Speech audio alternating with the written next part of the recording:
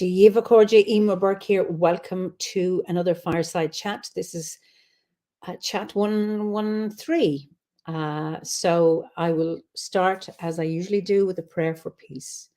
Gamara Shiakon a Fudna Krinya, Gamara Shiakon in our Jaili, Agus in our Jirha. Ganari Lina Kij Garmaka, Gamwich Buikas Jiv, Jeh Kvdaka, is Spirit Kvdaka. May peace prevail on earth. May peace prevail in our homes and in our countries. May our missions be accomplished. We thank you, guardian spirits and guardian deities, for peace. As the fever of day calms towards twilight, may all that is strained in us come to ease. We pray for all who suffered violence today. May an unexpected serenity surprise them. For those who risk their lives each day for peace, may their hearts glimpse providence at the heart of history. That those who make riches from violence and war might hear in their dreams the cries of the lost. That we might see through our fear of each other a new vision to heal our fatal attraction to aggression. That those who enjoy the privilege of peace might not forget their tormented brothers and sisters. That the wolf might lie down with the lamb, that our swords be beaten into plowshares, and no hurt or harm be done anywhere along the Holy Mountain, with thanks to John O'Donoghue. So, hi everybody. My apologies, I wasn't here last week. I had to postpone it because I was at a book launch of a good friend, Maureen Sullivan, who's also a Druid, not a member of the order, but an Irish Druid, whose book was being launched, The Girl in the Tunnel. She was sent to a Magdalene laundry when she was 12 because her stepfather was sexually abusing her. So I needed to be at that launch. Anyway, let me see. It's good to be back, actually. So we've got Sean, hello from Central Ireland, waiting to light the Bealtaine fires. That's going to be on Saturday at Ishnock. Wonderful. And there's Blake, greetings and blessings from New Hampshire. Sue from Northamptonshire. Timey from Finland, lovely. New York, Florida. Wait a second. Blessings from Sussex, lovely. Wait a second. My mouse isn't working today, so I am relying on. I can't. My cursor. Sorry about this. Oh, a soggy Ballina, Tipperary. Ouch. Kinsale, still raining, and it's raining here in Kilkenny as well. Kind of dull. Hi, Nimi. I hope that's pronounced your name. Good to be here with you all this evening. West Yorkshire, lovely. It's wonderful to see you all again. It seems like a long, long time since I've been here. So let us go to the UK, and I'd like to introduce my guest this evening. OBOD member, Tom Moxon. Tom, you are so welcome to this Fireside. Thank you for having me. Hello, hello. How are you? You all right? I am. I'm very, very well. So just a few more. North Germany, Eagle River, Alaska. Now, where are you? I live on the borders of Shropshire in an old medieval village market town called Wellington. It's in Telford, and really around here, the Shropshire borderlands, there in Wellington itself, we have a place called the Wrekin, which is an old Iron Age hill. It's we also call it the nipple of the land because it just sticks up out the land. And on top of there's a beautiful oak forest, and then 40 minutes away drive, we are near Mitchell's Fold Stone Circle, and which was an old Bronze Age mine across there. And I believe another member of the order did some research around there, and they found some Bronze Age axes in France from that actual place. Oh, okay. So, I know your Grove, or Lorraine did. Yeah. Lorraine Munn. She had a photograph of that, of Mitchell's Fold. Yeah. One of the online ceremonies. Am I right? Yeah, absolutely. Yeah. That was the Lunasa ceremony last year with the Border Grove, of which I'm a member of with Lorraine. And every Lunasa we go to Mitchell's Fold, and it's a stunning place. But when you look at where it is, you're kind of going, well, what's going on here? Because there's all hills around, and you're going, oh, are we looking at rising suns, rising moons, setting suns? And there was actually 3 other stone circles adjacent to that one. Excuse me. Adjacent to that one. One of them has been dismantled, and the other one is quite far away in another field, and we can only theorize about these things. But I like to think that the magic of making bronze from tin and copper ore was used within these stone circles, because you can go a half an hour walk past this stone circle up Corndon Hill, and behind there you can still see the Bronze Age mine. Oh, okay. So it's I like to think, there's no evidence, but I like to think the Druids were there. They were making bronze and blessed in the stone circles, maybe initiatory, the 3 stages. But really interesting, a really favourite place of mine past there is there's this quite old hawthorn tree, and she's absolutely stunning, beautiful. Yeah. And whenever I ask anybody, have you seen the hawthorn tree at Mitchell's Fold, they go, no, haven't seen the. It's like you have to be shown this tree. Wow. But people still use it in the area. There's lots of cluties, but also at the beginning of the lambing season, there always seems to be a new lamb's bone placed there. And I've heard in old Cornish folkloric rites that they will place sometimes the bone of the first dead lamb that dies in birth to a hawthorn to protect the rest of the sheep during the lambing season. So I do wonder whether that's actually happening there. So it's a very, very interesting tree. Very interesting place. That is fascinating. Mm. I must ask my cousins, because my aunt and uncle are dead now, my grandmother, but they kept lambs. And I remember, in the early time of the year visiting, and there might be orphan lambs, being fed with a bottle, kept in a cupboard beside the range. And I wonder, do they ever do anything like that? I must ask. That is fascinating. So the old bone is replaced by a new lamb's bone. Yeah, it seems to be cycled every year. When I go, there seems to be a new bone there, and I don't know where the old bone goes, but there must be a practitioner, or maybe that's not the case at all. But I've read about those types of rites, those honourings, those folkloric charms, and possibly that is what's going on, and it happens around that time as well. I did ask my sister, who's a vet for the local area around that part. She's the vet, and I think she's far. She said, "Oh, I don't know about those things." So. Superstitions. Oh, wow. Yeah. Just getting back to the Bronze Age. I was involved in a German documentary on ancient Druids, and they were looking at the writings of the Romans, and the story about the Druids at the winter solstice cutting the mistletoe with a golden sickle. Yeah. And so in this, it's in German, but you see them making a sickle, and they go up and they're cutting it, and it's a gold colored sickle, which is bronze. Yeah. And I just thought, wow. And I see Nimi's just mentioned something, forging golden sickles. Yeah. And I assume you're referring, Nimi, to bronze, actually. But it looked gold. It does. I always thought bronze was more akin to copper. I mean, redder than gold. Yeah.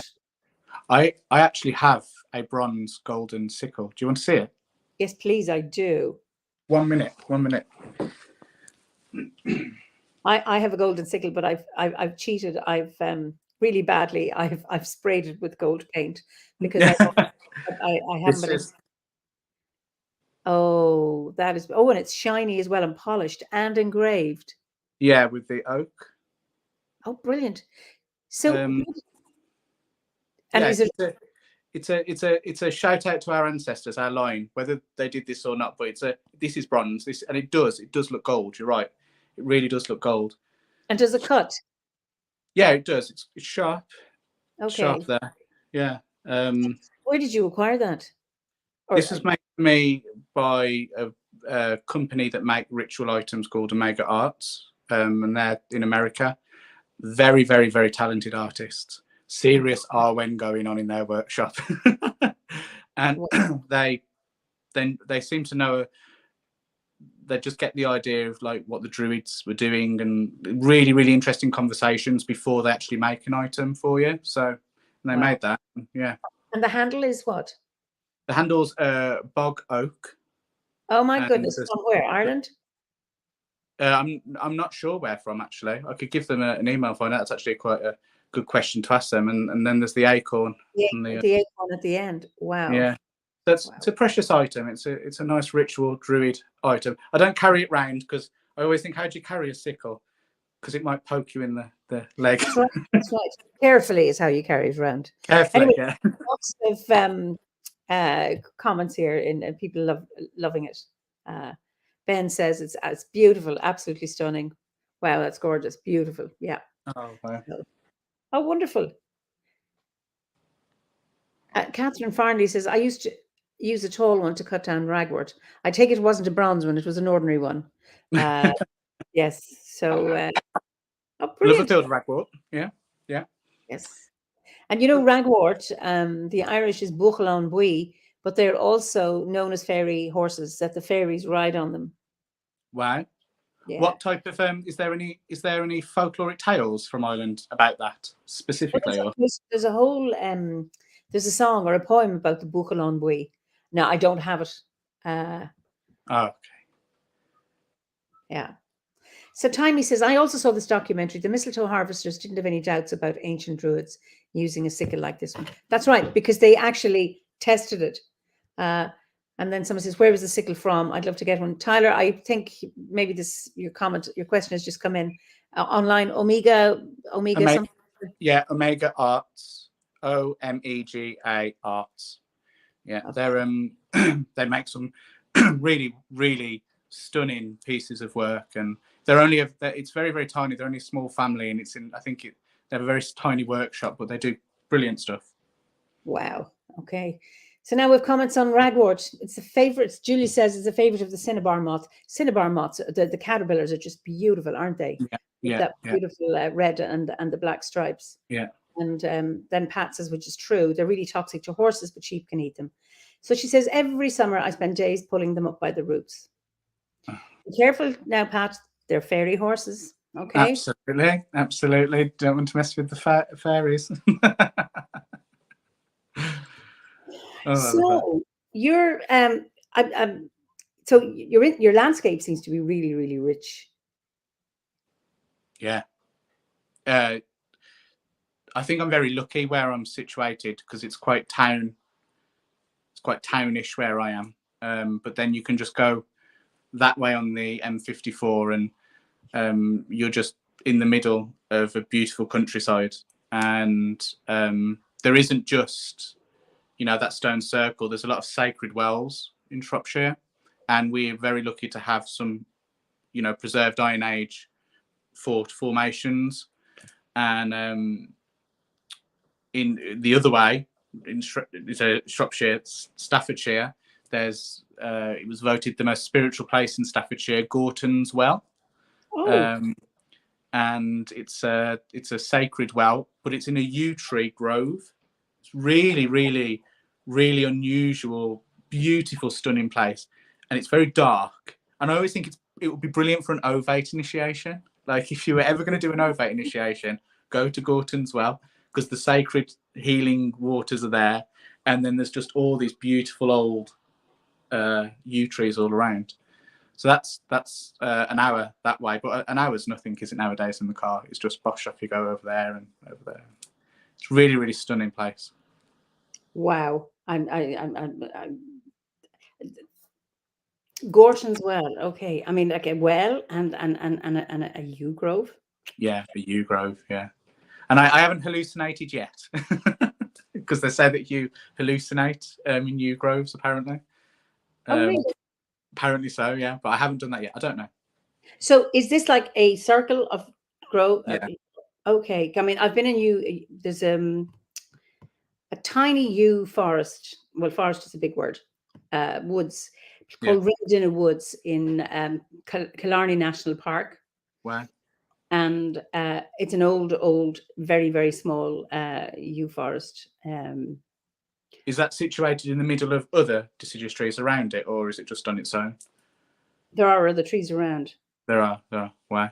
Yes. And it's rare to have that. I mean, woods I walk in, and we have individual yew trees, Yeah. which I like to spend time with. Yeah. Wow. It's a Pat, beautiful. Pat has put up. Ben Stimson put the link to Omega Artworks, Oh, bro. and then Pat has put in the Buchalombui, the whole poem. Anyway, Oh, thank you, Pat. Thank you, Ben. Sorry, go on anyway.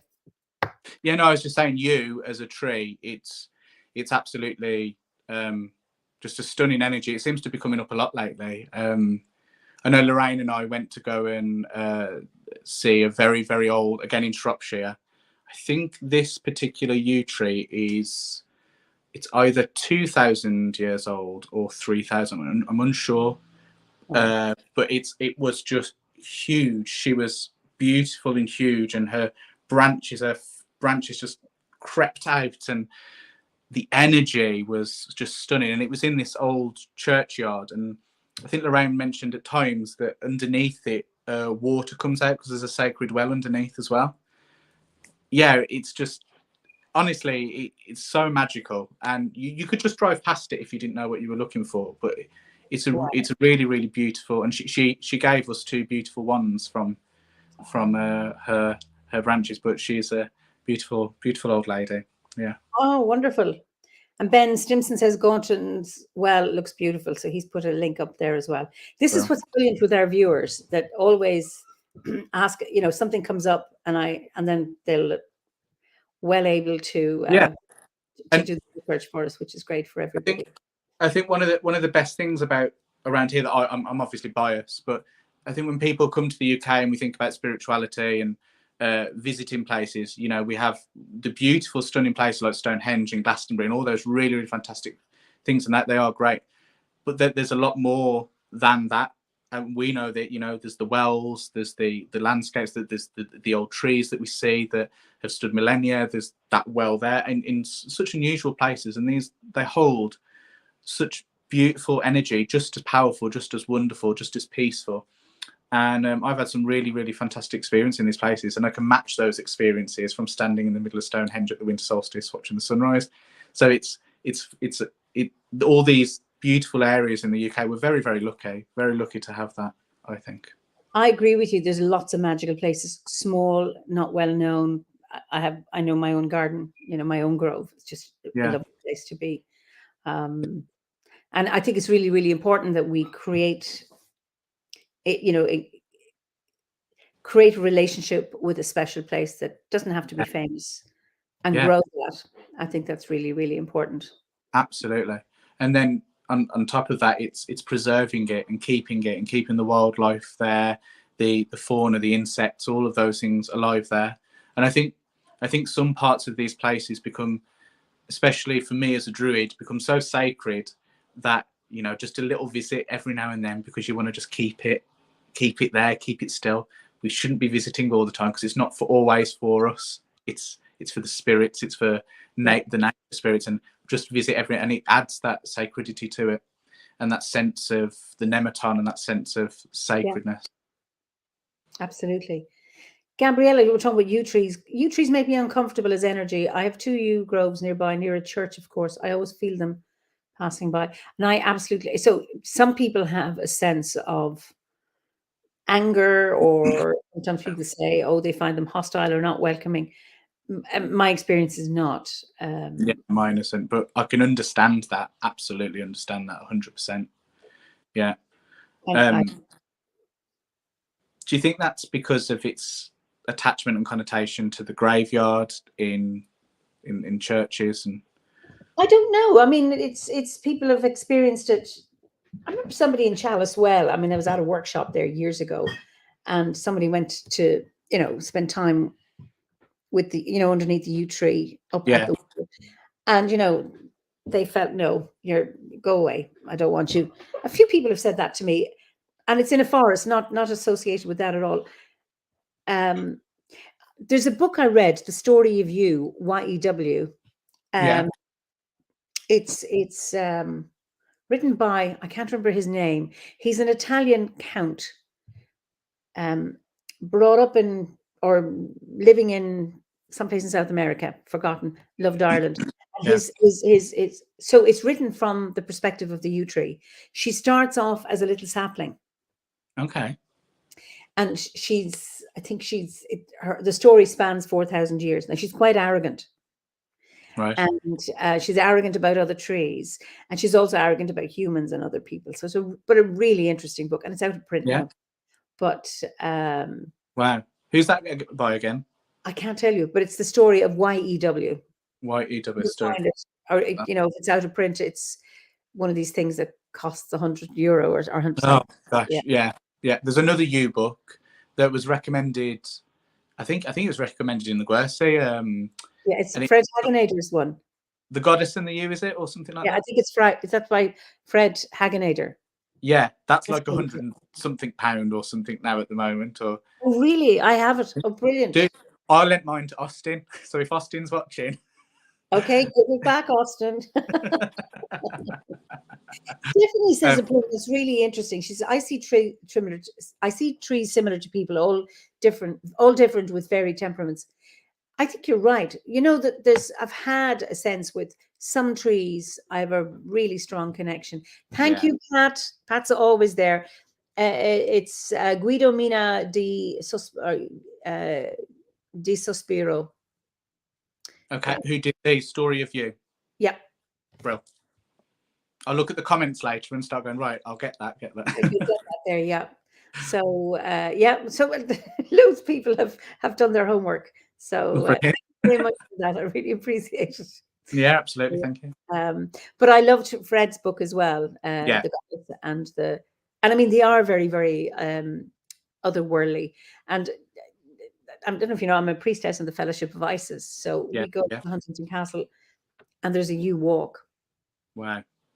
Absolutely. And these ones, they're so they're in the formal part of the garden. There's the Irish yew, the Florent court yew, the ones that are very, very upright, and they're all berries. They're all female, and they've lovely berries.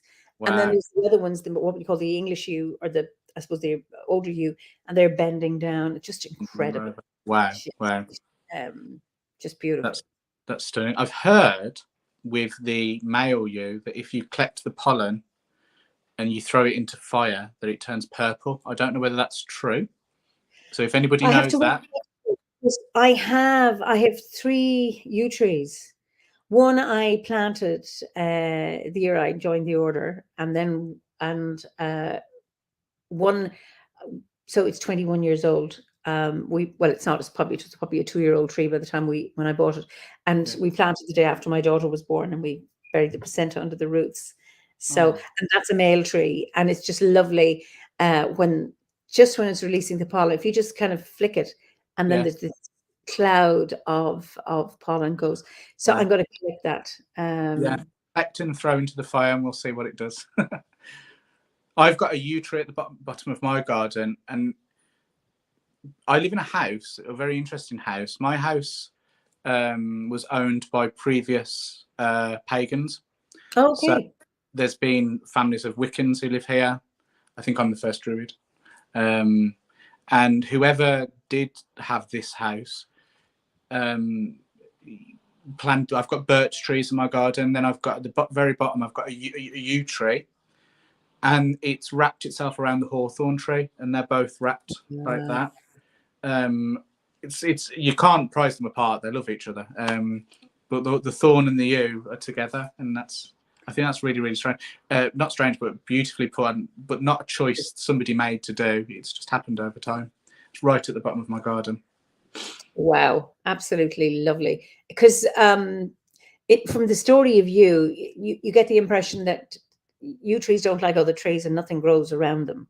Yeah. And there's something in it, but that's not my experience, because I have yew trees with other trees here. Yeah. That they send out some chemicals that keep other trees. But what do you think what does yew symbolize for you? I think ancestral connection. It's I mean it for me it has to be, because it's like they're the oldest living tree in the Northern Hemisphere. Yeah. And the oldest tree I've met is the one in Compton, Dundon, which is 1700 years old. Yeah. Wow. I don't know if you've seen that one. It's near Glastonbury. No. I'll have to go and have a look. And I've been to see that tree a few times. So that's 1700 years. And then there's one in Wells Cathedral, and that's, I think, younger. And I had a completely different connection with that tree. I just preferred the one in Compton, Dundon. And I'm not sure how old the one is in Muckross Abbey in Killarney. So I mentioned the Rinadina Woods, but then there's one within the cloister. Yeah. And it's and I don't know how old that abbey is. Medieval anyway, but the yew tree is just, the canopy is just out over there's no roof, so it's out over the walls. So when you walk away from it, you see this abbey, and then you have this amazing canopy just out over it. And I remember the first time I went, they were doing it up. They were doing some restoration work to the abbey because it's a ruin, and there were these metal railings all around the yew tree, so you couldn't actually go in. Yeah. I remember thinking, oh, this it's almost like the tree was in prison. Yeah. What? Right. Yeah. Oh, and then this was my own kind of anthropomorphic take on it. And then when we left, we were walking up the pathway, and I looked back, and there was like, no, I'm not in jail. No, I am. Everywhere, and I've been here a long time. You know, there's you can't stop me. No. And I think that's the nature of a tree, isn't it? You can't stop me, then it's fine. I love it. The nature of tree, definitely. So Sky Guy says Fascally yew in Perthshire is supposed to be 2,000 years old. And Nimi says, for me, the yew is the continuity of lives, a thread. It is. And these old trees that they layer themselves so that the central original trunk is probably dead, and you have all these, it's like it clones stuff. It has these daughter trees. I just think that is incredible, the ability of plants to layer themselves. Absolutely. That a tree can do it and then just live on and on and on and on. St. Melangill's Shrine, just over the border in Oswestry, has Oswestry, okay, 2,000 years old trees, stunning magical place. She's the patron saint of hares. Oh, that's St. Melangill's. Okay. Yeah. Okay. And then Seaweed and Eat It. That's a great name. I often run through the yew groves on the hills, and the energies are so very, very palpable. Okay, Stephanie says, it's funny that here in America, we do have native yews in our forests, but most people will plant European yews in their garden, in their yards. Okay. I wonder what that feels like with the landscape being as native as it would be, and then having European yews within that landscape that's native. I wonder how what that energy would be like. Yeah. Now, Blake says the yews we have here in the States are different and somewhat smaller. However, for me, their energy still vibes as we define yew in Druidry, and they definitely have an ancestral feel. Interesting how that is even being so different. Okay. Right. Nice. Serge says the gateway to the other side. That's obviously their take on what the yew is. Yeah. It's interesting because in the OM, when I've looked at it, I always looked at the yew when I first started looking at these things, and I thought, death, rebirth, all of that. And then as I really got into the OM and started to embody it and speech tree, aspen that comes before. I know people aspen comes before you. That's for me the tree of grief and death, because they used to measure the graves with aspen rods, and also it's called tremolatus, so it tremors in the wind, and it's like this. And so aspen is right before you. That is the tree of death, and then the yew is the rebirth, the answer. So as soon as I saw that, I went, "You can't make that stuff up. Come on." And you see, it's lovely, your own interpretation and your own connection with it, and it's certainly, well, for me, yew, I would say, is the tree of death, but it's also the tree of longevity. That is and it's a paradox, and that's a paradox. You see, because then birch being the tree of birth. So it's I love that, and that's I just love the mysteries that Yeah. Druidry embodies Yeah. or helps us to engage with all these paradoxes, because it makes it really, really rich and very mystical. Absolutely. That's the best part about it all, isn't it? Absolutely.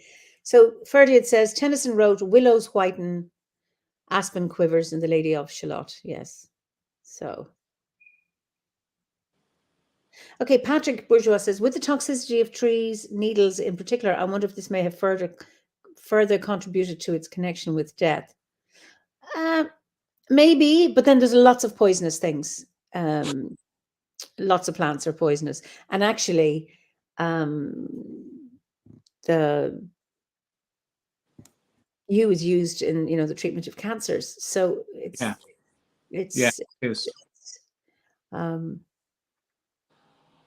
And it's the seed that's poisonous. Apparently, you can still eat the berries, can't you? yeah, I've eaten the fruit.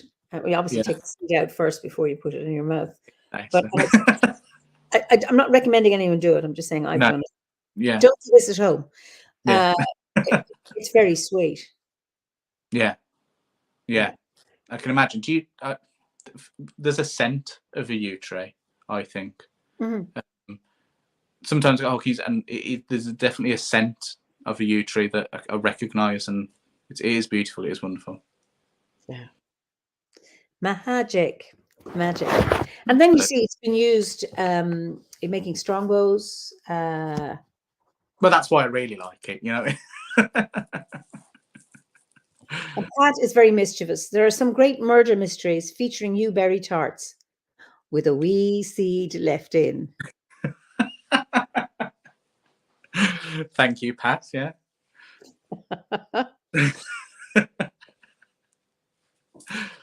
Yes, and even the sawdust of yew is toxic.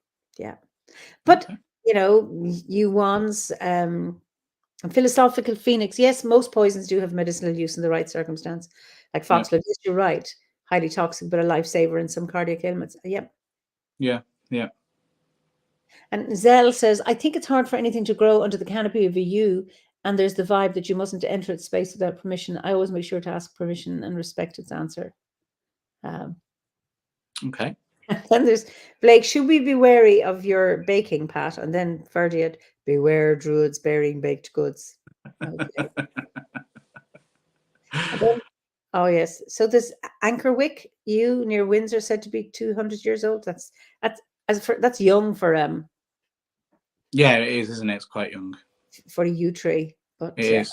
Yeah. Yeah, definitely. Especially with the 1,000-year-olds one that we've got, and the things that they've seen, and that's right. It's just it's sometimes it's mind blowing to think, like, as this tree was here, elsewhere in the earth, on the earth, this was going on, or this person was doing this, or who knows? The druids were around it. I think I love all of that. I love it, definitely. Hannah has a question. Is yew your favorite tree? At the moment on my altar space, yew has took a bit of a precedent. There's a yew one, there's the yew ogham, and the other day I pulled an ogham in it with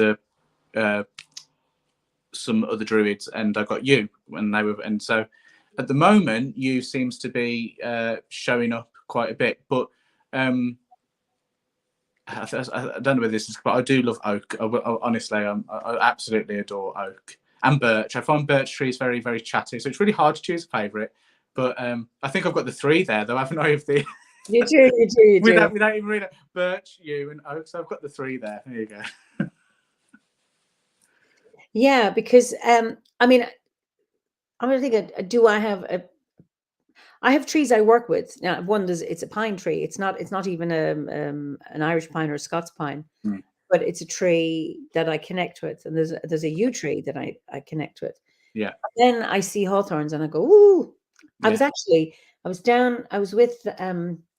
a guest with the Enchanted Ireland tour with Gothic Image Tours. Yeah. And we went to Grange Stone Circle and did a Bealtaine ceremony on Monday. They say it's the largest stone circle in Ireland. And then my friend Sean O'Guihin, who's also a member of the order, says no, Baltony Stone Circle in Donegal is the biggest. So Oh, maybe right, okay. might be by 2 inches. I don't know. But But anyway, we did the ceremony. It was lovely. And then one of the other guests, Jack Roberts, who's an expert in shielding gigs, he said, have you seen Eimear, the other stone circle? They've cut the way through it. They've mowed it so you can now find it. wow. So I went to this beautiful stone circle, a much, much smaller stone circle. And I noticed there was one rock split, and in between, it was an ash tree and a hawthorn. Wow. Together that split this rock, this standing stone. Wow. Just amazing. Just ash and thorn. Yeah. Wow. Yeah. In the stone circle and splitting the rock. Yes. You could read into that so much stuff, couldn't you? And you could just go, that could be a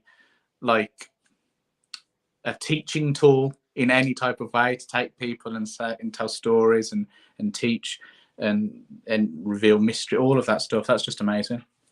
Yeah. So I took a photograph. At first we thought, oh, that's a hawthorn, because you could see all the hawthorn. It was just about to come just burst out into flower. And then I thought, wait a second, what are those black buds doing? That's an ash tree. An ash tree, with the black. Just two of them together. It was just incredible. Yeah, well, I love ash. Ash is so beautiful, and it's with oak and then the ash and the thorn, and looking at the polarity. So if you're looking at hermetics, say, and the ash being of both polarities in the middle, and then the thorn is that side, and whatever way you want to say it. I don't want to say anything to offend anybody, but it's those polarities of existence, of creation and creative energy going through and over, and we've still got that in Druid. I'm doing that, sorry, because it's on my stole. I have a stole and oak. It's like that. That's why I'm doing it that way. But those polarities are there, aren't they? And it's there in the landscape, and it's there in Druid with those trees. It's amazing. It's beautiful. So I mean, loads of people saying favorite trees, ash. I love apple trees, says Hannah. Elders are beautiful, but slightly intimidating to me. I love elders because I use the flowers I've used them for medicine, the berries. I've used the leaves. They say the leaves are useful as an insect repellent. I've never needed to, but I have a dead elder tree in the entrance to one of my temples, and I've left it there because it grows jelly ears. These mushrooms. And I have mushrooms. Once it's raining, I have mushrooms all year long. Wow. So I dry them so that I have them, so that when I need them, and I just like, wow, brilliant. Keep them there. Yeah. Yeah. So yeah. And I mean, like the elder tree, you're not meant to. Oh, actually, they say only women can burn it. That's one thing. And it's not good for furniture or burning, except it's good for because it's hollow, maybe whistles or something. Or flutes. Yeah. I've heard about the flute. Yeah, definitely. I think another favourite tree of mine is horse chestnut, even though it's not in the OM. I love horse chestnut trees. I had a guardian growing up, and she passed away when I was 18, and her ashes were scattered underneath a horse chestnut tree that's on top of her garden that's still there, and she has pictures of me and my sister growing up with this tree. And now she's this tree, so she's at the top. Sue, her name is. So she's a horse chestnut tree now, and I do love horse chestnuts. So yeah, brilliant. I mean, they're quite with their candles, Yeah, they're quite spectacular. Absolutely, yeah, definitely. And somebody says, Blake says, I have a flute made of red flame box elder. I think that's an American species of elder. We don't have that here. Beautiful. No. Does that come up actually red? Does that come the wood? Does it varnish up red or? Okay. Okay, Blake. I hope you answered that question. Yeah. Funny, it's hard to keep up because people, it's when the comments they appear not necessarily in sync. Yeah. Brilliant. So again, mine is birch, says Jackie and Willow, from being a child. been finding birch groups, and they all stem from one mother tree. Okay. Wow. I've lots of birch in my garden, but we planted years ago. I've all the elm trees and Hmm. planted one aspen. And now I have a mini aspen forest because Oh, wow. she sends the suckers up and Yeah. just spread. And it's just Spread because that. it's not a dark, they still allow the light, and all that shaking and that dapple light is just beautiful. I love how aspen trees shake. That is stunning. That really, really is stunning. You know, do you know in some meditations that we do, and it says to look at the sun through the leaves, and aspen is one of the best trees to do that with. I think definitely. Yeah, I do that with birch. Yeah, but absolutely, absolutely. Yeah, Yeah. wonderful. Yeah. Yeah, oh, that's great. Actually, Sky Guy says horse chestnut was Anne Frank's favorite tree. Ah, was it? I didn't know that. I didn't know that. And Andrew Anderson, hi Tom and Eimear. I love hazel. My road is named after it, so I planted in the garden. Great. Hi, So Andrew. great. Oh yeah, and Liz says around here we call aspens quakies for that reason that they Yeah, yeah, yeah, work. yeah. You can recognise them. I do.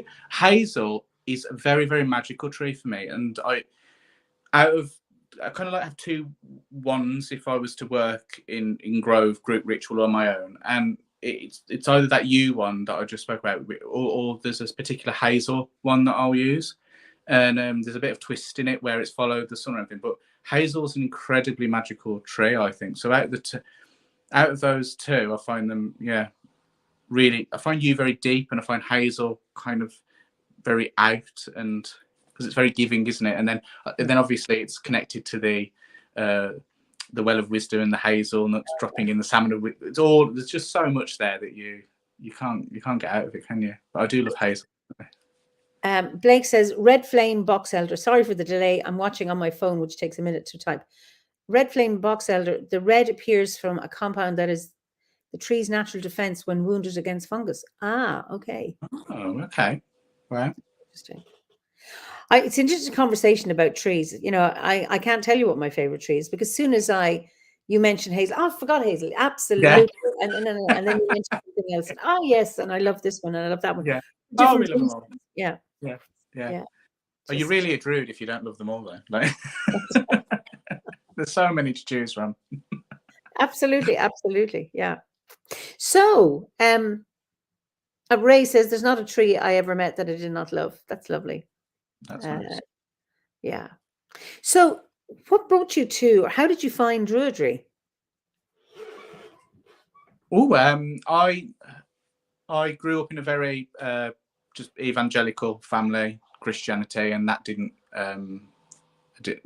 really suit my morals or ethics in any type of way. So as of age, off I went and searched for something else and came across witchcraft, and but I was always, even through the church, very, very interested in all that type of stuff. And I remember like going to like Barmouth, and there was a crystal shop there, and going in, and then my mum would come, we need to go out of it, out like that. But I was there, like, how do you use that, and what's that for? And it was always there. And I think I was always dressing up as some kind of wizard. If not, I was dressing up as a cat or something like that as a young child. I think at one point when I was 7, I believed I was a cat. So there was always this like magical aspect going through my life, and I started to study the tarot, study the craft as a folkloric traditional sense. It was great. I loved that, and opened myself up to a lot of things. Was very scared. I think I mentioned to you that before that the first circle I ever cast, and I cast it and got so scared I uncast it and went to bed and was like, oh, what did I just do? And it was only a circle casting. I was looking for something that was a bit more of a framework, because I went from very structured, this is what's going to happen, the dogma, to all this freedom for many years. And I just kind of wanted an in-between. And there were a few aspects within Christianity that were quite wounding. So I needed something that would help me to come to terms with that. And I think when I even, when I messaged my bardic mentor, I said the bardic grade has helped me heal this and come to terms, and I feel like the shackles have fallen off.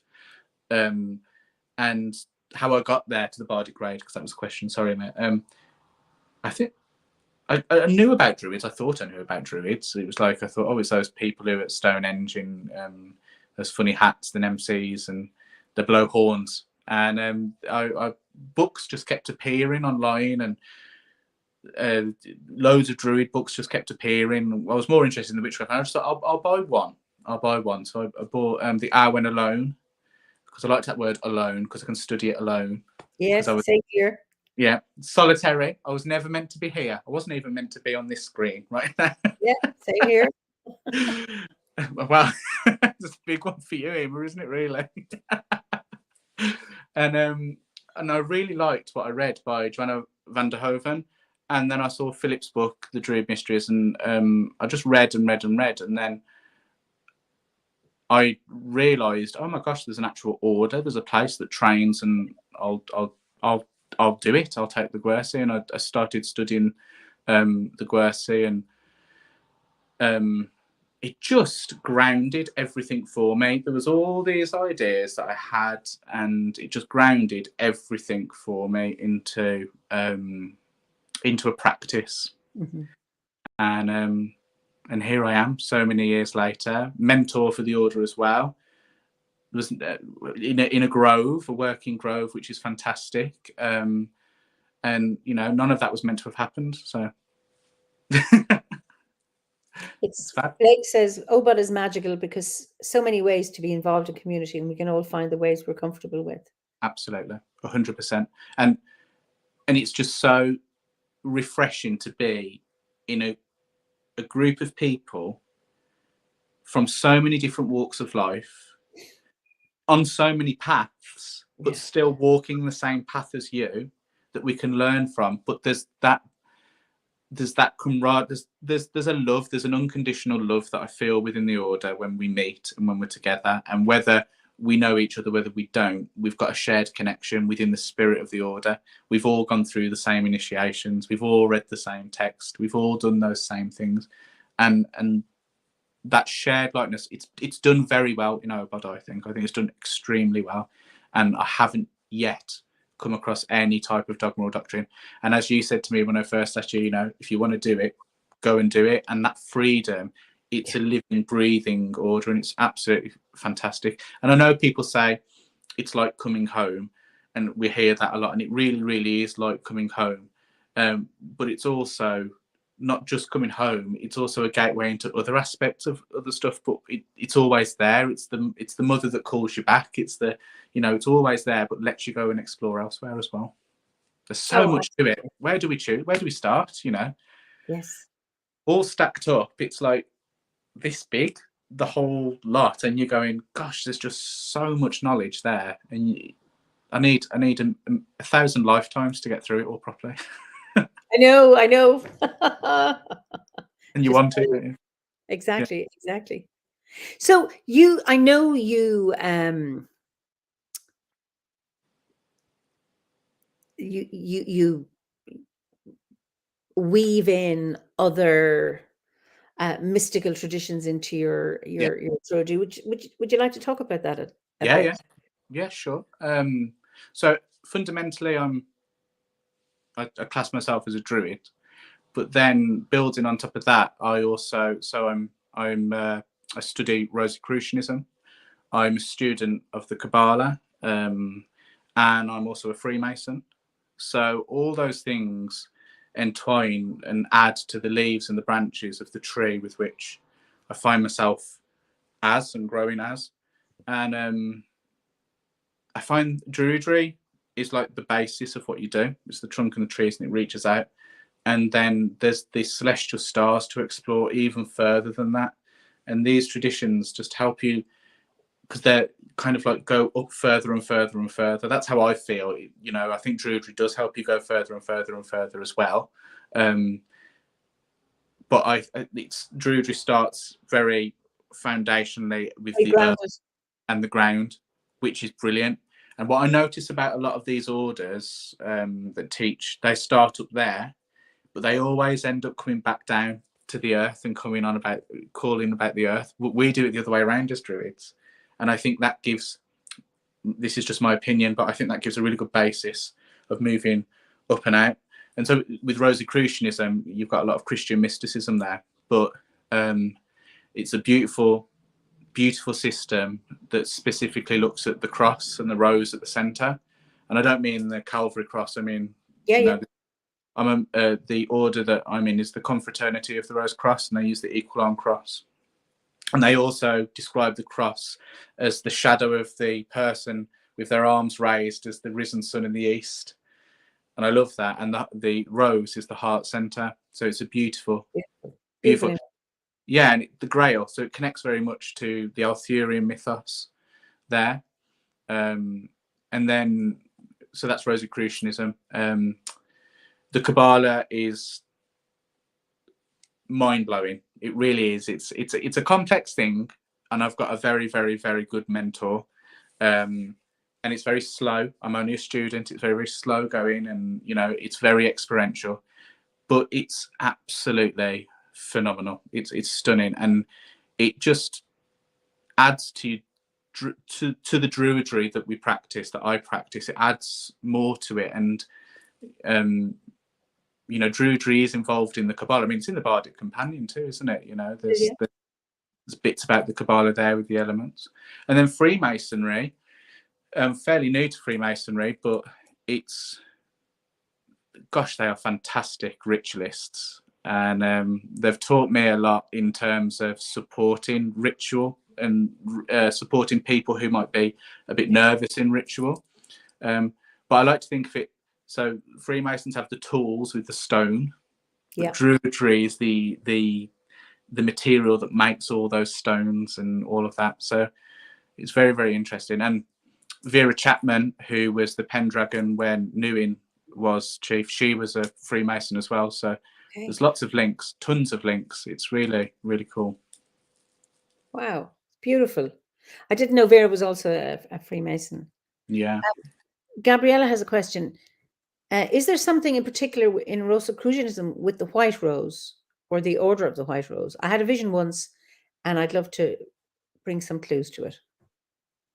That is fascinating, because most of the time in Rosicrucianism, we bring in alchemy aspects.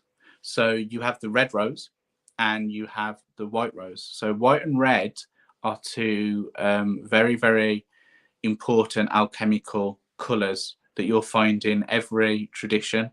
And I encourage you to go and explore that for yourself. And I don't want to be this is this and this is this. Go and find the magical path of the red and white rose, or the red and white waters in Glastonbury, or yes, all these things, and they all intertwine. But it's fascinating. You've had a dream about the white rose.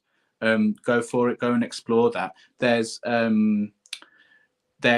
really good book called 21st Century Rosicrucianism by Lewis Publications. It's a Masonic publication group, and they talk a lot about the alchemical symbolism in there. If it's a bit too heavy, start with just researching the Rose Cross first and moving on from there, and see where you end up. It's a rabbit hole. It is a rabbit hole that you will fall down in. It's brilliant. Stuart says you cannot compare Kabbalah and Druidism night and day. Sorry. Anything to say to that? Oh, that's interesting. Well, yeah, night and day, I would agree. But there are some approaches that I've worked with and I've seen that work, where we approach in a druidic way the tree of life. Mm-hmm. And it has worked. It has worked. And my mentor is also a druid and a Kabbalist, and we approach it in a druidic way, and we look at that. Yeah, and it works. It works for us. But I appreciate that that's your opinion, so great. I think and this is something that the order facilitates, because people have said to me, how can you be a Christian and a Druid, and how can you be a whatever and a Druid? It's like, well, because Christians doesn't allow that, and it's like, well, that's not what it is. It's about the individual who weaves those. I mean, I've had so many guests with Buddhists, Christians, agnostics, whatever it is, and everybody, I've spoken to so many, I've been able to say, no, I didn't want to let that go. Some have joined the order saying, okay, I was wounded by the spiritual beliefs of my background or whatever, my home or religious beliefs of my family. Yeah. And I've left that completely. And then there are others say, no, I want to keep some aspects, or I want to keep all of it.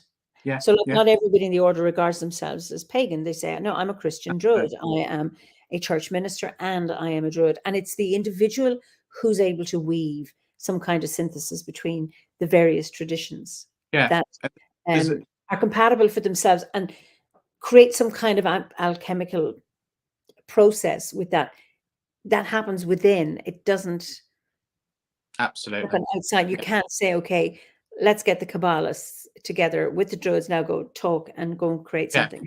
It's not going to work that way. No. This is what you bring in those two aspects of yourself together and see what you can create.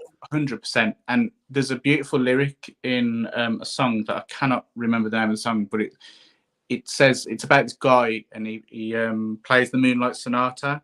And in the beginning, he said he got some mysticism from the Kabbalists and he got the bit of this and he wove it together like a tartan plan. And I always think, well, we all have our own individual like tartan weaving together of our fabric. Yeah, exactly. And and who's not saying that if somebody sees it as night and day, then that's great. That's how they see that, and that's not wrong in any way, shape, or form.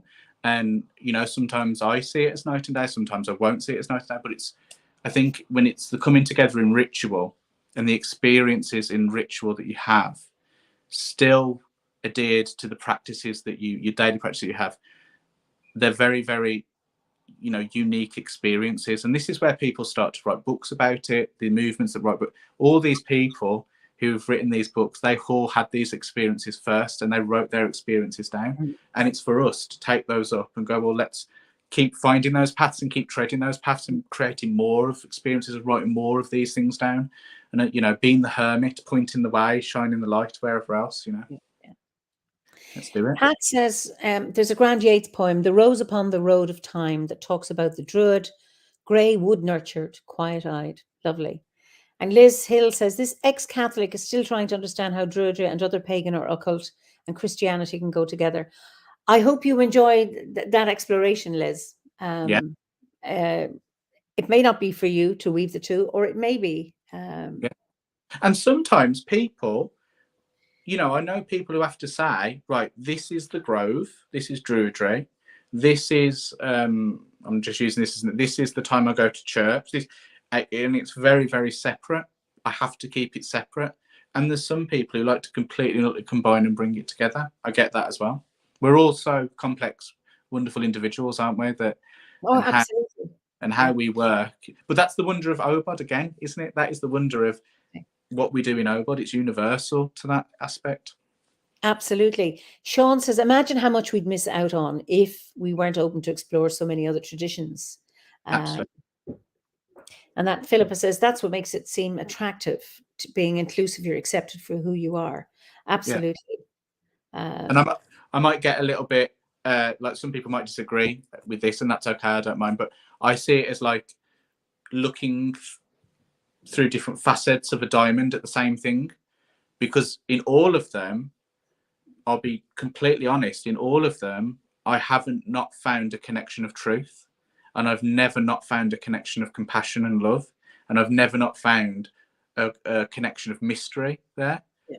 And I go, so that's how the Freemasons explain that. So that's how the Rosicrucians. So because in Druidry, that's how we could.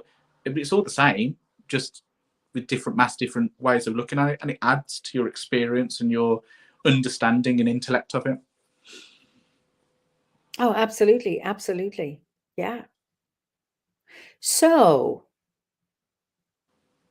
you are a bard. You're also a druid. So would you like to share some of your poetry? Yes, please. Yeah. Sure. I've only shared these at Druid Gore said Eimear. So oh yes, yeah, you shared them a few months ago. That's brilliant. Yeah. And I've got three to share, but I'll share at individual times, and I'll write this one. And this one's called Sometimes, and I'll just read it. Sometimes I love the thrill of life and want to do well, and with that comes the stress of wanting to be still. Sometimes I get so busy I forget to stop, and the sink where I wash the dishes sinks me lower into an oblivion of routine that makes me forget to be still. Sometimes I forget what makes me still, and I have to tear my square eyes away from a square screen and rewind myself back to the seed where I find the stillness still growing. Sometimes I just want to walk and not talk. Sometimes I want to be and not see. Sometimes I remind myself that this stillness we seek is behind a thin sheet of silk drenched in the misery we bring about upon ourselves. Sometimes I need to remember that the seed of stillness I seek is the one I planted when I was still. Sometimes being still is too loud. Sometimes I love that. That's brilliant. That is just beautiful. And I think we can all relate to that in our busy lives.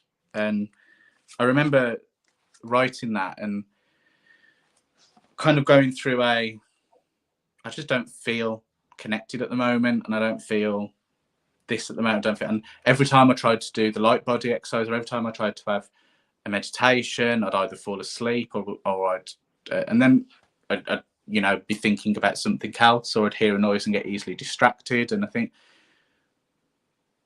sometimes, that stillness we try to seek is too loud, and you can't do that.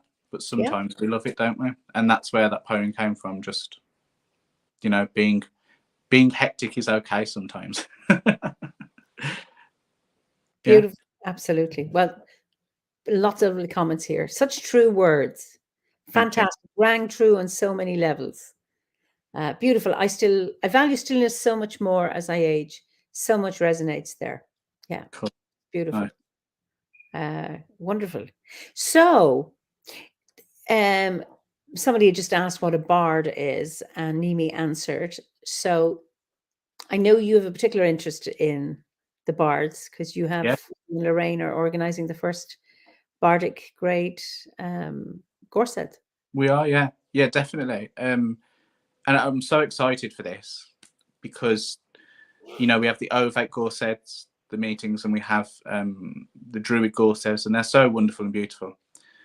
And speaking to other mentors and other Druid grade members, there was this understanding that we needed a bardic Gorset, but who was going to take that on, and what would this look like? And there's all the logistics there, and I think there was kind of like, you might correct me if I'm wrong here, but I think there was kind of like an understanding that it possibly wasn't possible because the people were right at the beginning and at different levels, and how would that logistically work? So I think what we've done is we've got other mentors together to come along. You're coming along. We have Christopher Hughes doing a wonderful talk on the fiery spark of Awen. So, we're not revealing anything that will come to you at all, but we give you a really safe, structured place to have a go at ritual, be around other druids that have done it before you, explore the Awen, explore druidry, explore being with like-minded people in a safe environment, and know that we're not going to be sitting there going, you didn't open the Eastern Quarter correctly, or you didn't do this. It's not about that. It's literally about coming together, and it's for it's for a night, a day, and then an afternoon, and having a go at meditation and sharing and talking and experiencing something that we experience in the Ovate and we experience in the Druid grade, and really giving an introduction to ritual, the poetry of ritual, the dance of ritual, and what that looks like. Because I think people can get very, very nervous about ritual, and I think some people, through their nerves, will throw the value of it away, or will go, well, why do I'm still spiritual, I don't have to do ritual.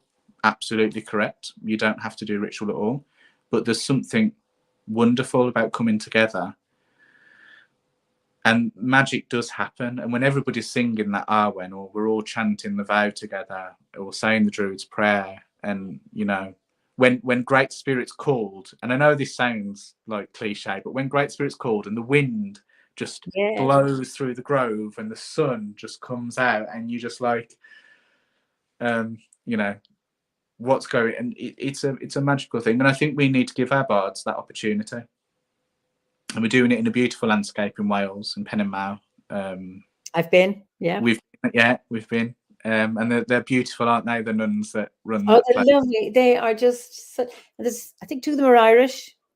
And Yes, that's it. in that place, Nodva, it's like, you know, you need cake to nurture yourself. So every Yeah, break, there's cake that's been made yeah. there. And it And just, it was I don't know whether you felt this, Emma, but it was amazing to see how goddess orientated they were. yeah. They were all about Mary. And do you remember that beautiful, huge statue with Mary on the moon? And it was just, you're looking and you're going, hang on. And then you look at their books, because I'm a nosy person. That's why I've joined all these other places. I'm just nosy. I want to find out what they're doing. I'm nosy in the books. And they've got like the Wheel of the Year. That's right. Books, or that, and all of that. And you just think, are these nuns? Like, are they? And there was that beautiful piece of art that it was of Jesus, but Jesus was in the womb, and it was the picture of the womb, and there was the vulva and all of that, and it was a I must stunning, look out for that one. Yeah. yeah. Brilliant. And you look at it and you think, this is very Christian mysticism. And then one of the druids for our druid course said that when we were there, they wanted a chalice, and one of the nuns actually went into the chapel and got the communion chalice for them to use. I mean, if that is not a crossing over and sharing of like to like, I don't know what is. And I think that was so special. It was beautiful silver, gold plated, and it was in this box. And they took it from the altar and let us use it as druids. Well, let them use it. I wasn't part of that part of the ritual. And I just think that's wonderful. And that's why we chose to have it there, because they have the labyrinth, don't they? They do, yeah. They have the labyrinth. It's closed, and you get cake after ritual. That was the seller for me. So. Yeah, and they joined us for the Eisteddfod. They did. Oh yeah. And they loved that, didn't they? They loved really, it. They're lovely. It's a beautiful place. Yeah. I don't know if I'm pronouncing it properly. In Not means sanctuary. It means sanctuary. Well, you know what? It's really interesting when that's the name of where they live, and that's exactly what they provide. It's actually walking the talk. It's not just a name. It's actually they're doing it. Incredible generosity. It is, and they do an amazing amount of work outside of the. I think they host like earth drumming sessions and women's groups. And shamanic, because I know one of Jack from the other one, John O'Groats. She's been down there doing shamanic weekends. Wow. Just that wonderful openness. And it's a wonderful energy, the areas, and the trees are happy there as well. The trees are happy. And if trees are happy, something good's going on there. Oh, absolutely, absolutely, absolutely. Yeah. Yeah. And it's right opposite Anglesey. So you can see you can go down to the beach. And I remember standing there with a druid friend, and we were saying, gosh, can you imagine being a Roman coming all this way and you're standing to them what would have been on the edge of the earth, and you're just looking out to Anglesey, and you've never been here before, and there's those druids over there, and you've got to go over to these magicians, and you just all those stories, it just all comes to you. You just think, imagine being that Roman that have travelled so far. There's a stone circle there as well, isn't there? Up the hill above it, called the Druid Circle or something. I didn't see it. No, I didn't. I think a couple of the druids at the course had walked it, but at Noddfa, Eimear, there's a stone circle up there. I'll have to go, or maybe I'll be too busy organising. Who knows? Yes. Oh, wonderful, wonderful. So, when in your life have you found? Well, I imagine you have, and so this is like, I'm assuming it has. When has Druidry supported you in your life? Wow.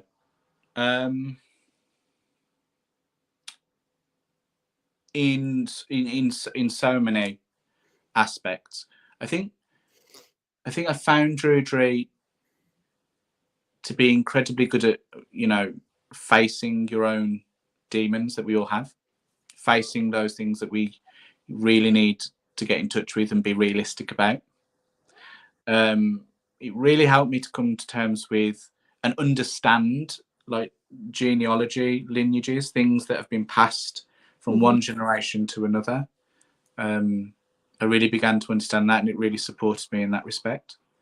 At work, it really supported me. I'm a teacher. I'm a primary school teacher, and the level of Arwen involved in primary school teaching and seeing that from those children. I used to work in a year 2 class, and we used to chant the Arwen together. We used to hold hands and chant it together. And they always knew, oh, what's this? But they loved doing it, and they wanted to do it at the end. And they used to absolutely love going. We had forest school. We used to go to go into the little woods, only a little wooded area, but we'd tell stories there, and we'd all sit in circles and lots of stories. So Druidry helped in that sense. It's very, very druidic in that sense, in a mainstream school.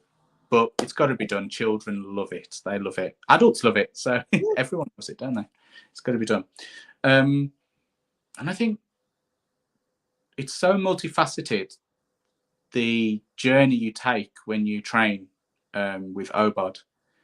And I think sometimes you don't really see the change until you reflect back and you look back and you think, Christ, I would have acted like that before, or I would have done that before. And it's just a slow process, a very gentle process, but a very beautiful therapeutic process as well. For me, it was anyway. I come out of it thinking, right, okay, I've got the tools now. Let's walk the talk and go with it. So it's really helped. I don't think I've answered have I answered the question? Because I can't really pinpoint specific times where I can say, right, Druid, I got saved there, and you know what I mean. But I think all those it gave us tools to deal with things, to be able to move forward. Beautiful, beautiful. And I mean, it's like you weave it in like that, you know, taking kids, like you talk about a mainstream school, and then taking kids out to the forest and telling them stories. And I mean, that's such a simple, ordinary, sacred thing to do. You know, it's and it's wonderful that the school supports that. Yeah, and 100%. And it's like storytelling in assembly. So having 600 children in front of you and having to captivate them. So you tell the story of the Leviathan, and you do all, you're very characterized about it, and they go like that, and but you tell these stories, and telling the story of Taliesin to 600 children in assembly, and they love that, and playing the drum for them, and and then thinking, right, I've got to put this to a message now. What's the message in this story? There's so many, you do it, and the children love it, and then at the end of the year, you're standing there, and they say, "Can we hear that story again?" And you're okay, we'll tell that story this time then. So yeah. Yeah, the people love to hear the stories again and again. Yeah. It's not like, sorry, I've heard that once, I don't need to hear it again. And there are favorite stories, and it's the telling. Absolutely. Do you feel, Eimear, that these, because you're a storyteller, aren't you, that these stories are like old pieces of architecture, that they've just been added to and added to and added to, and that you put your spin, your writing to? Is that what, do you feel that? I don't think I ever tell the same story twice. It's never word for word, and then it's like, it depends on the audience. Yeah, you bring in something topical, or you weave in some other element, and they grow, because I start, and then I'll tell it, and then something else will come, and then I have to add to that, and then something else adds, and I think that's just incredible. And then it's like, and stories are to be shared. So, in these last few years, I've met so many really kind, generous storytellers. Yeah. And so I was in Marrakesh in February at an international storytelling festival, telling there, and I was listening to people tell a story from Arabia or something, or North Africa. I go, Oh, we have an Irish version of that. Wow. A lot. So there's some universal stories. Yeah. And that it's like people say, can I tell that story? Yes, you can. Just acknowledge me or whatever it is and say, here's, or I got this story from, or it's from such and such. Here's my version of it. Wow. Yeah. Yeah. Or you hear a story and say, okay, if I tell that in this landscape, I need to adjust it to this landscape. Yeah. It's not about That's a skill. like stories aren't pure in a sense that they are cast in stone and there's only one way to tell the story. There are different ways of telling it. Sorry, Stuart says storytelling is a very sacred thing. I once had a Cherokee elder that was a storyteller. Yeah. And I think stories, they're there for, so, they have many impacts. They can be healing, they can be entertaining, they can be have a moral in them, some kind of teaching, fun, that and also getting into the magic or to evoke emotion in you. I do hand fastings and I do legal weddings here. Luckily, here in Ireland, we can do legal pagan weddings, unlike you over in England. I know we can't. Scotland, yeah. In So 4 years, it might be changing. yeah, but it needs to. It needs to. But part of the ceremony, I always tell a love story of Aengus Og and the Celtic god of love, and the woman who spends half her life as a swan and the other half as a woman. Yeah. And I don't know what, I wasn't asked to do that, but I thought the first couple hours, can I tell a story of this? Yes. I said, I'm not going to tell you now. I'll tell it at the ceremony. And it's like, when I say to people, you want to hear a story? Nobody says, no, I don't. I'd rather watch a movie.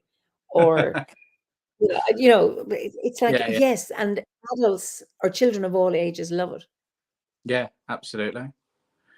I like that. I love that idea of story in handfastings. That's brilliant. And I think sometimes stories are just great for story's sake, aren't they? As well, that it's brilliant. And I love those stories that connect the stars. So the stories that are told in the stars, I think they're always amazing, and connecting you right back to those. Looking up the sky and starting. You can imagine our ancestors pointing up and teaching and. I think that's wonderful. I think that's absolutely stunning. And going back to what you said about stories being connected over time, I noticed that with one specific story, and it was about my version that I heard was about the 4 Buddhist monks that took a vow to be silent and to reach enlightenment, and so they went to the temple. And it began to get dark and they were meditating, and the first young monk turned to the servant of the temple and said, could you switch, could you put more oil in the lamp? And the second monk said, you've just spoken. And the third one said, I can't believe you've spoken. And the fourth one said, I'm the only one that hasn't spoken. And so but I've seen that in I've heard it in a Native American sense, in indigenous. I've heard it in Rumi. Rumi's told that story. I've heard it in that sense. I've heard it in this. That's one of my favourite stories that I always say at the beginning of a school year. Whatever class I've got, I will say that story and ask them what the message was. Well, it's interesting that one. So in Marrakesh, I heard 3 versions of the same story. And it's about 2 brothers who are hunchbacks. Right. And one was really, really nice and kind and everybody loved him. And one was quite a nasty piece of work. And the nice one happens to be going someplace. So there's an Irish version of that. And somehow he comes to the root of a tree. Well, I don't know what, if I was telling it, this is how I would do it. But the details that ends up going into the Dinishi, and they're singing, and it is like I won't sing it now, but Deluan de Morte Cadine, which is Deluan de Morte, Deluan de Morte, Deluan de Morte, which means Monday and Tuesday, Monday, Tuesday, Monday, Tuesday. So the nice brother with the hunchback goes in and he goes Deluan de Morte Cadine. He finishes it, And he's very soft and he's very kind. And the she love him. And they say, well, that's a beautiful song. You've given us another bit. What would you like? And he said, no, I don't need anything. I don't need anything. But what they do is they take his hunchback off. And he comes back and he's back and he meets the bad brother who says, where's your hunchback? And he said, well, I tell you the story. And they said, well, I'll go. Got it. Because if you lose your hunchback, I will. So he goes and he's horrible. And he's rude and he's disrespectful. And he goes, I expect you to take off that hunchback. Take it off now. And they don't. They give him the second one. That's best too. And there was a Moroccan teller told that. Yeah. And then there was an English teller told that. And then there was an Irish woman who told it. Wow. And it seems to be one of those universal ones. One of these things, and again, it's around kindness. Yeah. Niceness and what happens and how you don't demand and that sense of entitlement and all of that. Patrick says, yes, stories can be used to explain and illustrate abstract ideas or concepts in a way that makes them accessible and attainable. I think so. If you want to learn something, so often learning it through a story, just it's much easier to grasp onto the details. Poppy says, when I get married again, will you tell the story, Eimear? I will, Poppy. You just have to ask me nicely. But the universality of stories, I just never ceases to amaze me. Just that. And I think a lot of, so when we look back at the old mystery cults that would have been in Rome and Greece and all of those, it was through story that the principles that they would teach were told in ritual, but also kept secret at the same time. And I don't mean a secret as in, oh, you're never going to know this or gateway. I just mean, shrouded in a veil that you can pull off at any time just by exploring that story. And story was the chest, but it was also the knowledge that you find inside, wasn't it? So having that as the basis, information, because with the oral tradition, passing on information. Yeah. I mean, you mentioned, we're talking about Christianity and Jesus earlier, parables, really, really useful. Yeah. You can tell a story without pointing a finger at an individual. Yeah. Absolutely. Yeah. You can. And I think. Yeah, Patrick, go on. No, I think there's a lot of Zen Buddhist tales, isn't there, where teachers have taught their students just through very short stories, And I love the old Buddhist tales of the Zen Buddhist monks just slowly getting a point across. And it's, and you can imagine the Druids would have done, I like to think this anyway, that the Druids may have done that, and just probably in frustration, because we're all humans, of a young person going, oh, I've got to tell that story again, but I'll tell it.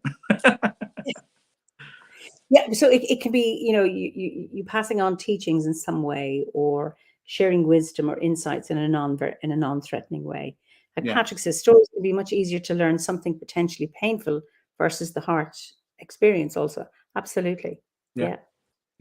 100%. I agree. And I think we've all got a story to tell, haven't we? Every single one of us has got a story to tell. And, this, I love finding out people's stories, and I love finding out people's, where they've gone and what they've done and all that other stuff. And we're all bright lights to share those stories, aren't we? And we should be encouraging that. We should be telling our stories. Well, that's why I have these chats, because people tell their story, and it's just fascinating. Because I mean, we've had conversations, but nothing like the ones we're having now. So it's just lovely to be able to hear those. Gabriella says the San people from Africa spend a lot of time storytelling. Yes, they're hunter-gatherers, as a means to pass on vital information over plants and food. Yeah, because it's easy to access it. Yeah, that makes sense.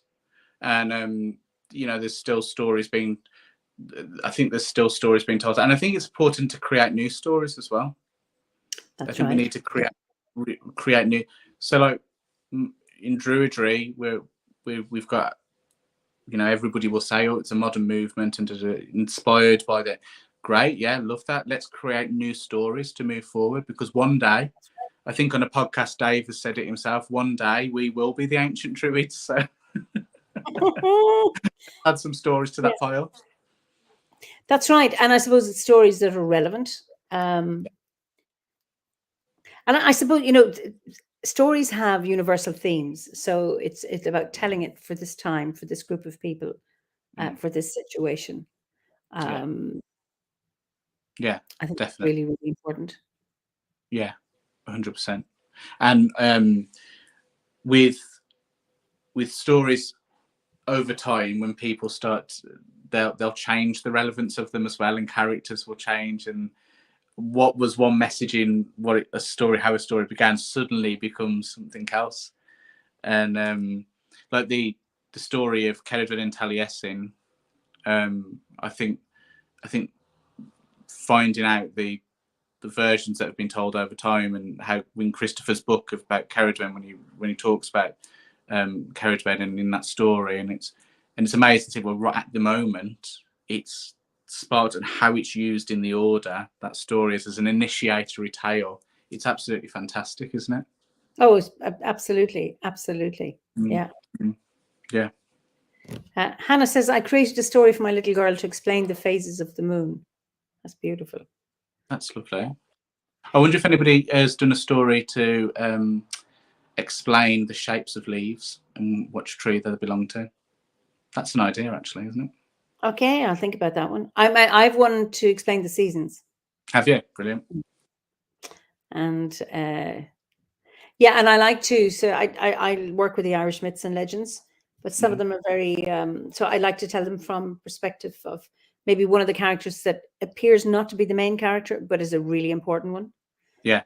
From a female perspective as well, because often it's all about the heroes, and the women get sidelined when in fact they have a key role to play. Yeah, absolutely.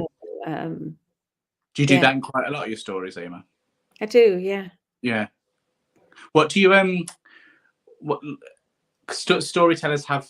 There's some beautiful storytellers with like the top hats and all of that. Do you wear anything that like shimmers, or you know what I mean? That. Well, because I know you have that really beautiful long coat, that's colourful coat that everybody comments on. That. Oh, and funny, yes, that's not a storytelling coat. That's a coat. But so when I was in Marrakesh, I brought my green cloak. I brought the one I made, my druid cloak, and I had a green dress that. So if I suppose it depends on the context. Yeah. And what stories you'll be telling the audience that you'll be with, etc. Right. Yeah. So I mean, a cloak is a great one, and I mean, I do wear long dresses anyway, and I kind of wear floaty things. Yeah. So that's yeah. So I mean, the person I recommended to you, Sarah Lloyd, she wears a like a steampunk hat and feathers. Nice. Yeah. Do you see your storytelling moment when you do that as a job? Is that like a sacred moment for you? Is it?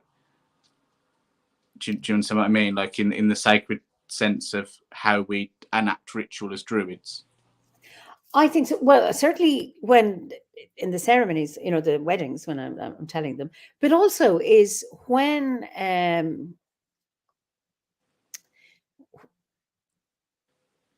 you have an attentive audience, that's sacred. You know that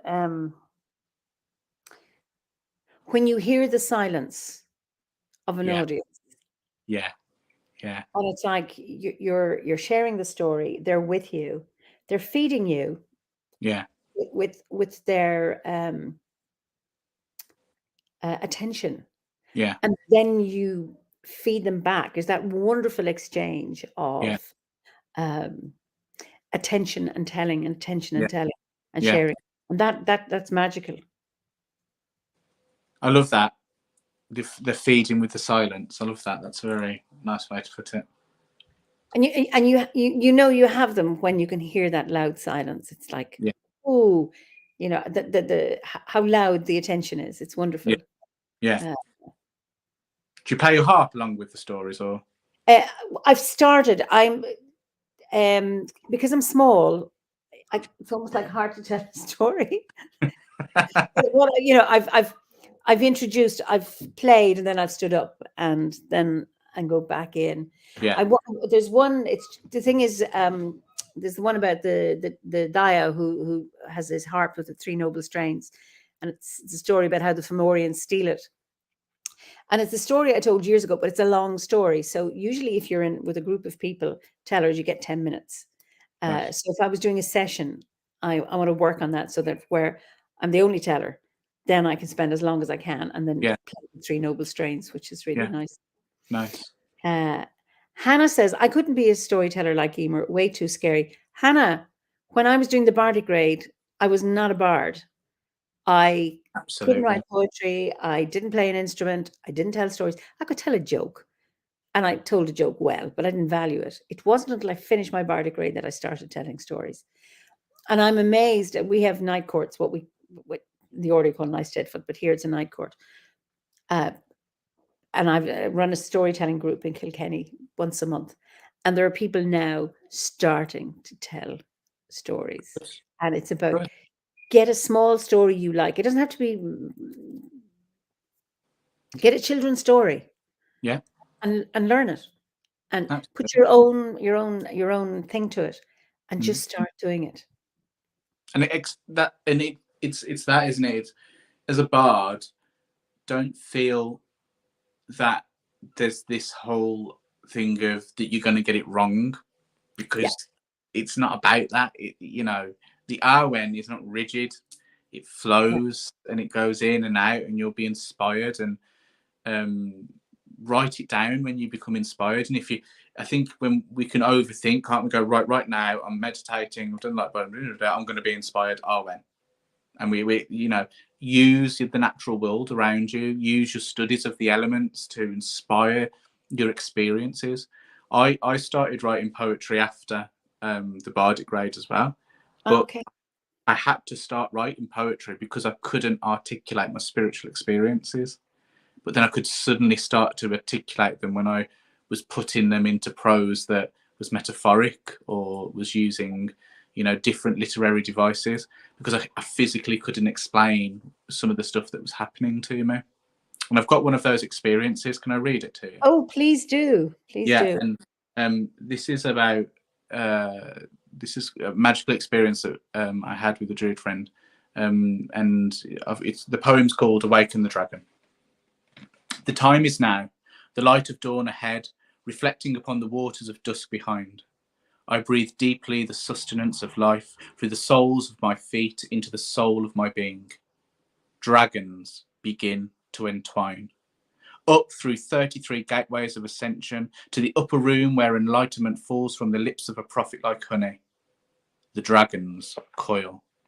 The light within becomes the light around, two becoming one in a kaleidoscope of colour, stretching higher, crossing boundaries, spilling down in a fountain of light, fragile to touch but fulfilling the deepest need to connect and be the true I am at the centre of this time and place.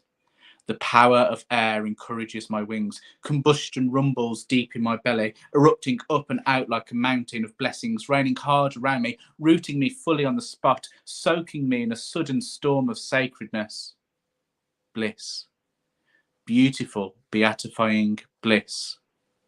Cocooned in the splendour of serpent light, my holy guardian emerges, ecstatically eclipsing all that is around me, creating everything anew. O sacred being, most illuminated one, crown me in my divinity, place the oaken garland upon my head, let my brow ripple in radiance, and the jewel of my eye shine brighter than heaven's candle. Wow. So that was an experience that only could be described through that. I couldn't explain it otherwise. And I couldn't do that. You know, so when, you know, it was told I could never tell a story like Eimear, it's like, well, I can't write a poem. So it's like each one of us has our own way. Owen the Vardoon. Owen is has published a number of books on storytelling. Whoops, my mouse is gone a bit funny. Let me see if I can. I can't go up the page, unfortunately. Sorry about that, Owen. I wanted to read out your comment, but my mouse is acting up, so I don't know how to do it. No, it won't work. Anyway, apologies. But it's awakening the dragon energy is just incredible, isn't it? Yeah, yeah, and having that spiritual moment of that oneness all around you, and becoming the light and being the light and all of that. Yeah, you can't, as I say, I was going to say you can't put it into words, but I just have in a poem. You see, that's the magic. It's easier for me to do that in a story than in the written word. Yeah, that's it. Yeah. Just to get back to the person who said I couldn't write a story, tell a story. Is I tell it to myself. So I hear a story and I go, oh, or I hear something, I can make a story. So I just start telling myself. Yeah. And that's a skill. That is pretty, but it's such a wonderful skill, and you're doing it to yourself. Nobody's going to hear that until you're ready to do it and say it. You know, have a journal, have a notebook, write it all down, just get it down on paper, and I can't write it, so I record it. That's interesting. Wow. Record it. So I use a voice to text thing, and then I edit it. That's brilliant. So the things we can do nowadays, huh? I know. Yes. A bard with a phone. You've got everything. Funny, when I joined the order, I knew there was a message board and things, kind of online-y stuff. Yeah. And I thought, that's not right. Druids don't use technology. That's just not the way, etc. And I remember, because I don't like chat. I find chatting, typing chatting, doesn't work for me. The spoken word is. But I thought, no, it can't be. It can't be. And then look at us now, having ceremonies online. It's and how that has just broadened the whole sweep of Druidry, broadened the community, and then brought it together. You know, the communities become smaller, though larger. That paradox. I've found that there's kind of like a new way of doing ritual coming about. It's kind of like, right, an online ritual, and really articulating and thinking about what's that going to look like? How are we going to put that across on the screen for people who are going to join us? And it's like almost a new. Am I making sense? We still follow the same structure, but you know, we can't always do the things that we do if we were all together in a circle. So it's like virtual rituals got its own intricacies and its own way of planning and doing. It does. And I know, like, for the installation ceremony that was done online, I mean, because of COVID, we had no other choice. Yeah. And that was really powerful for me, experiencing it. As I felt it, I could feel Philip handing me the mantle. It was really, really moving. So I thought, wow. And of course, you see, we have an inner world. If we can't engage in our inner world, in our own inner grove, you know, it's parallel, you know, stuff that happens online across. And I know from people who come to the online rituals how important it is. Like Naomi says, online ritual is so precious to lone druids like me. Good. Blake says, online ritual, everything old is new again. And Gabriella, I very much appreciate the online ceremonies. And you know, it's also given a platform for people to serve on the other side of it. To serve the order. And when I don't mean that but it's given a new platform of service, which I think is brilliant. I think that's absolutely fantastic that it's allowed seed groups and groves to serve in that way, and us all to come together and receive that blessing of service. And I really appreciate that. You know, that I think it's great. It's been great when I've asked people, seed groups and groves, to do it. And it's like, oh, I'm not qualified. It's like, we don't talk about qualifications. No. It's about, can you hold a ceremony?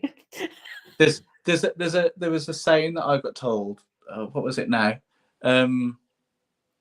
God doesn't call the qualified; He qualifies the called. And very good, very good, very good. I know Yeah. that's very Christian, He and God and all of that. Well, change. Great Spirit doesn't call the qualified; they qualify the called. There you go. That's We've brilliant, changed. brilliant. So it's and Mary Helen Shanda Schneider. I know no other OBOD members, so the online rituals are so lovely. I feel so connected with others. Thank Good. you. You know that it's and Poppy says, I love the online ritual and the real life. Both are great. Yeah, and I do both. And Yeah. and Ray says, same, transcends isolation and strengthens our connections. And Yeah. you can still get a really good Arwen chant online if you match it to the person doing it. You can still get that. That's right. Yes, you do. Yeah, yeah. I felt it. I don't know whether Yeah, other yeah. people, but I felt the same kind of vibration That's right. and unity. Definitely. Yeah. And we have our Bealtaine one this coming Saturday. And for those who are watching, it isn't on the invite. So it's the Bernwelt seed group in Germany. And they ask you to bring some water, some sacred water or water that's important to you, because we will all be doing some part using our own water as part of the ritual. I'm not telling you any more, but just bring some sacred water with you. And think like the hundreds and hundreds of people that connect across the world doing that one same act. That is a powerful thing to be It doing. is. All coming together with that one intention. It's brilliant, isn't it? It's fantastic. Oh yeah, it is. It's amazing, and you know, it's OBOD members do it, but there are loads of people Yeah. who are not OBOD members, because I have people come up to me and say, "Oh, you know, I watch the online ceremonies, or I watch the chats, or the teas." It's Devar of Mani. It's on Saturday at 7 p.m. UK time is the ceremony. Right. Yeah. So After the coronation. I don't know what time the coronation is. I don't, to be honest. Have you seen the there's a lot of, we've noticed a lot of stuff, like, you know, there's like the green man in the invitation and Yes. a lot of symbolism there, and some of the vestiges that he'll be given. I know people have their own views on the royals and all of that. I certainly have my own views, but it's just very, very interesting to notice the mystical side of it there as well. And at our school, we had one of the Lord Lieutenants to the King visit last week, and she was a wonderful lady, and she told the children in assembly, and when I heard these words, knowing what we know, I just went, what? And she said, the king is marrying the land. He will wear his ring and he is marrying the land as his wife. And this is from a Lord Lieutenant of the King. And as soon as I heard that, I went, and we had a picture of this ring up, and you know, it's huge.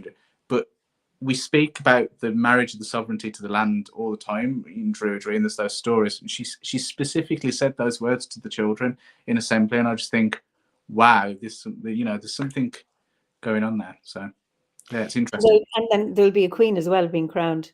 Now, and There Liz, will. I wonder if King Charles realised he scheduled his coronation on astrological Bealtaine. He may well have, but I have another bit.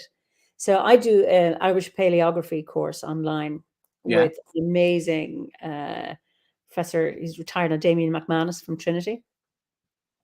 Now I'm in the back row. I'm the absolute dunce, because I'm there are people, excellent Old Irish and Middle Irish scholars, who can read the actual ancient texts. Right. But we look at the texts. It's just Yeah. fascinating to get to look at texts and translations. And so as part of the ceremony, they're using a 9th century Irish chant, Celtic chant, that was used in the coronation of Charles I. But there's going to be done in different languages. It's going to be done in Gaelic, English, and Damien was asked to do it in Irish. Wow, that is brilliant. So he has some lines are 9th century Irish, which would be Old Irish, then 17th century, which is Middle Irish, and then Modern Irish. Wow. I'm fascinated that, you know, the king has asked for that. an Irish version of that. So I think it's 9th century chant that was translated at some point into English. So now Damien has been asked to translate that into our different. I wonder if he's into this type of stuff. I do wonder. I wouldn't be surprised, because the Grand Master in Freemasonry, the most worshipful Grand Master, he's one of the royals.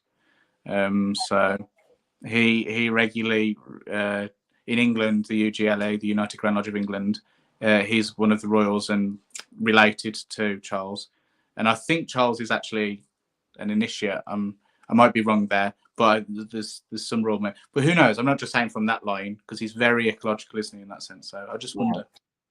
Well, Pat, trust you to come up with this. She says, I'm just glad Charles is getting crowned English style, not Irish style, as recounted by Gerald of Wales. Do you know that version? Yeah. Yeah. Cheers, Pat. So, and then, of course, Pat says we've seen Druidry in the opening ceremonies of the Olympics and the Paralympics when they came to the UK. So, so it's I think it's lovely to be able to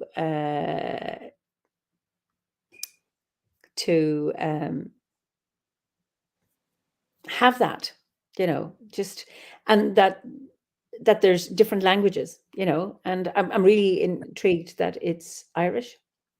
Yeah, definitely. And I think as Ireland, Scotland, Wales, England, we do have. Well, I don't know, but I just saw the Irish one. Yeah, we all have something magical to give the world, and it's nice that it's involved in that. I also heard that for the first time he'll be swearing allegiance to all faiths, not just the church, as well.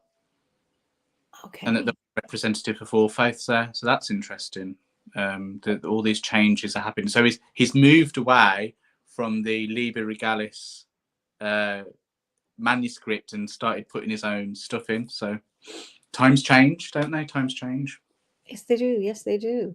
Wow. Change is good. Wow. Good. A Mason might like to know that the regalia of the coronation all contain sacred geometry, astronomical knowledge, and metrology, like the megalithic yard. Yeah. Wow. It's all very purposely chosen, and that's what's the wonder of the mystery of it all. And there's even the hallows there, isn't there? There's the stone and sword, and I think he gets given 3 swords. I thought, my word, he gets given 3 swords and a butter spread knife or something. he has all this stuff that he gets given. It's like, where's it? Yeah, a sword of justice he gets given. He gets given a blunt sword for peace, so the sword of peace, and he gets lots of all these different things. Scepter, all of it. Yeah, it's brilliant. So we've come to the end of our chat, and we've only touched the surface. We have. And it's been such a joy. So I'm going to. My last question is always, what is your favorite season, and what is your favorite ceremony to mark the Wheel of the Year? My favorite season is autumn. And my favorite ceremony, oh gosh, I love Samhain. Yeah. It's a beautiful, beautiful, wonderful. So saying that though, sorry, I know you asked one. I do love the summer solstice. If there's standing in a green, beautiful green grove and raising that sword high to the sky, it's a beautiful moment. I love the summer solstice as well. Well, Gabriella usually places bets, and she doesn't always get it right, but she got it right today. Did she? She said Samhain and Yule, but well done, Gabriella, because congratulations. I'm glad I came out on the other end for you. Owen says, thank you for your sharing, caring, and insights. A delight. And to you, Eimear, for holding space and the utter joys of exploration. Long may it continue.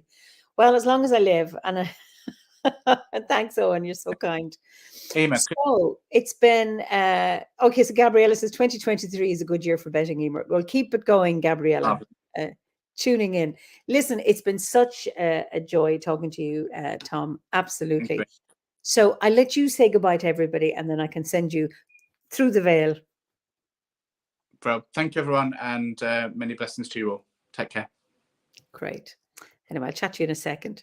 So listen, thank you all again for your wonderful comments. And I know there were some interesting things I just couldn't, it was coming so fast. So I look forward to seeing you at our Bealtaine ceremony at 7 o'clock this Saturday, UK time. I won't be here next week. I'm having my first family holiday with my children in 10 years. So I'm going to do that. So, but I'll be here the following week. And I look forward to another chat with you. In the meantime, Bannachtí na Bealtaine Díobh go léir, Bealtaine blessings. In Ireland, it starts on the 1st of May and ends on the 31st. And then we have the astronomical one, etc. So anyway, may you have a very fruitful Bealtaine. And those of you in the Southern Hemisphere, I see Linda slept it out, but she got in here towards the end, who's in Australia. A happy sound to you all.